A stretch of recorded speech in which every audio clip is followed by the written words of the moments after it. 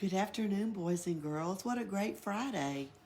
We decided that we would do something a little different for the next few days. We're going to read a chapter book. And this one is one of my very favorites, Pippi Longstocking. We'll try to read a chapter maybe every day. So stay tuned.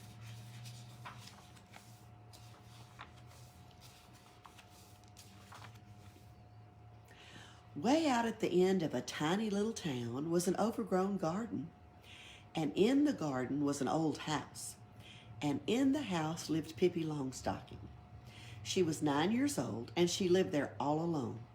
She had no mother and no father.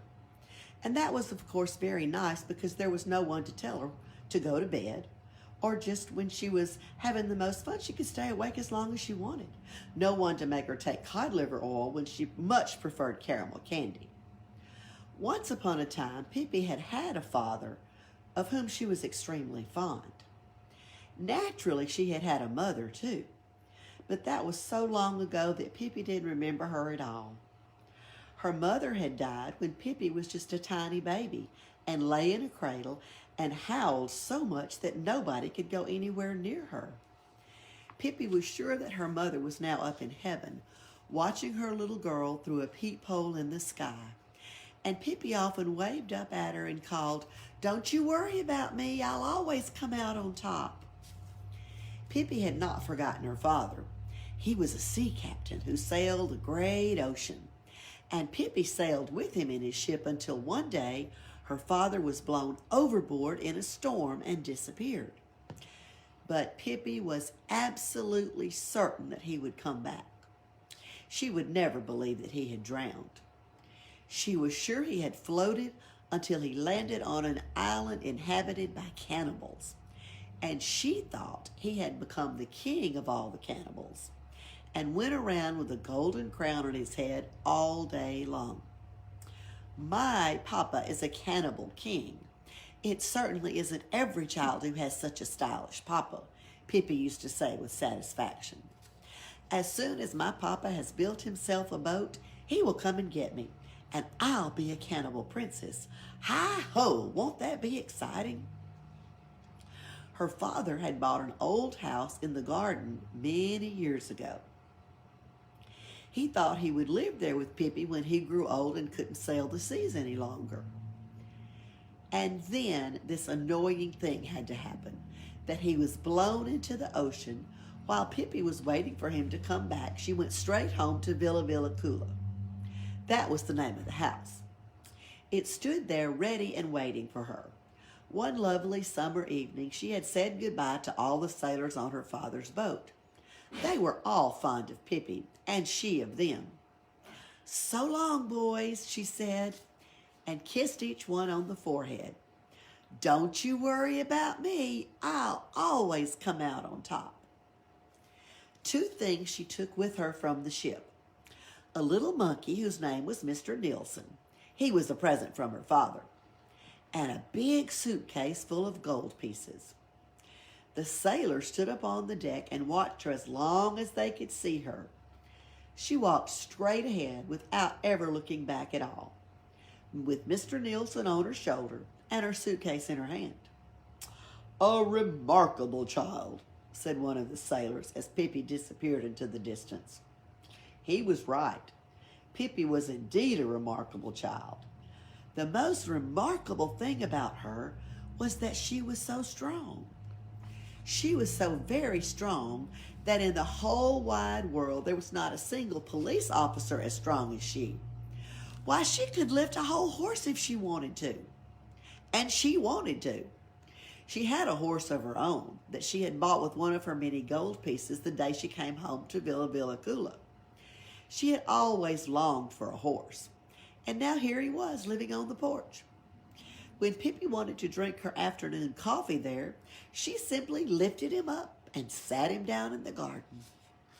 Beside Villa Coola was another garden and another house. In that house lived a father and mother and two charming children, a boy and a girl. The boy's name was Tommy and the girl's was Annika. They were good, well brought up and obedient children. Tommy would never think of biting his nails. Annika never fussed when she didn't get her own way, and she always looked pretty in her little well-ironed cotton dresses. She took the greatest care not to get them dirty. Tommy and Annika played nicely with each other in their garden, but they often wished for a playmate. While Pippi was still sailing on the ocean with her father, they often used to hang over the fence and say to each other, "Isn't it silly that nobody ever moves into that house? Somebody ought to live there, somebody with children." On that lovely evening when Pippi for the first time stepped over the threshold of Villa Villacula, Tommy and Annika were not at home. They had gone to visit their grandmother for a week, so they had no idea that anybody had moved into the house next door. On the first day after they came home again, they stood by the gate looking out onto the street. And even then, they didn't even know there was a playmate so near. Just as they were standing there considering what they should do and wondering whether anything exciting was likely to happen, or whether it was going to be one of those dull days when they couldn't think of anything to play, just then the gate of Villa Villacula opened and a little girl stepped out. She was the most remarkable girl Tommy and Annika had ever seen. She was Miss Pippi Longstocking, out for her morning promenade. This is the way she looked. Her hair, the color of a carrot, was braided into two tight braids that stuck straight out. Her nose was the shape of a very small potato and was dotted all over with freckles. It must be admitted that the mouth under this nose was a very wide one, with strong white teeth. Her dress was rather unusual. Pippi herself had made it. She had meant it to be blue, but there wasn't quite enough blue cloth, so Pippi had sewed little red pieces on it here and there. On her long, thin legs, she wore a pair of long stockings, one brown and the other black. She had on a pair of black shoes that were exactly twice as long as her feet. These shoes her father had bought for her in South America, so that Pippi would have something to grow into, and she never wanted to wear any others. But the thing that made Tommy and Annika open their eyes the widest of all was the monkey sitting on the strange girl's shoulder. It was a little monkey, dressed in blue pants, a yellow jacket, and a white straw hat. Pippi walked along the street with one foot on the sidewalk and the other in the gutter. Tommy and Annika watched as long as they could see her. In a little while, she came back, and now she was walking backward. That was because she didn't want to turn around to get home. When she reached Tommy and Annika's gate, she stopped. The children looked at each other in silence. At last, Tommy spoke. "Well, why'd you walk backwards?" "Why did I walk backwards?" said Pippi. "Isn't this a free country? Can't a person walk any way she wants to? For that matter, let me tell you that in Egypt, everybody walks that way, and nobody thinks it's the least bit strange." "How do you know?" said Tommy. "You've never been to Egypt, have you?" "I've never been to Egypt? Indeed I have. That's one thing you can be sure of.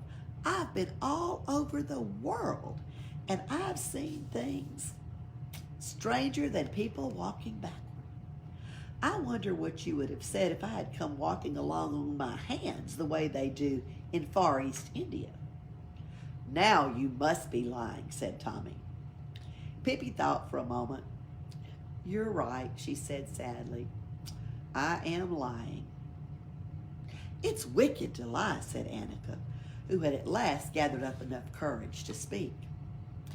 "Yes, it's very wicked to lie," said Pippi even more sadly. "But I forget it now and then. And how can you expect a little girl whose mother is an angel and whose father is the king of Cannibal Island and who herself has sailed the ocean all her life, how can you expect her to tell the truth always?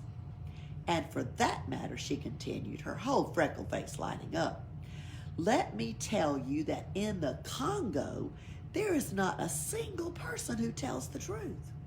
They lie all day long. They begin at 7 in the morning and they keep on till sundown. So if I would happen to lie now and then, you must excuse me and try to remember that it's only because I stayed in the Congo a little too long. We can be friends anyway, can't we? Is that a good spot to stop for today? Are you interested in our story? We will continue. Don't miss our next episode next week. Come see us at the library.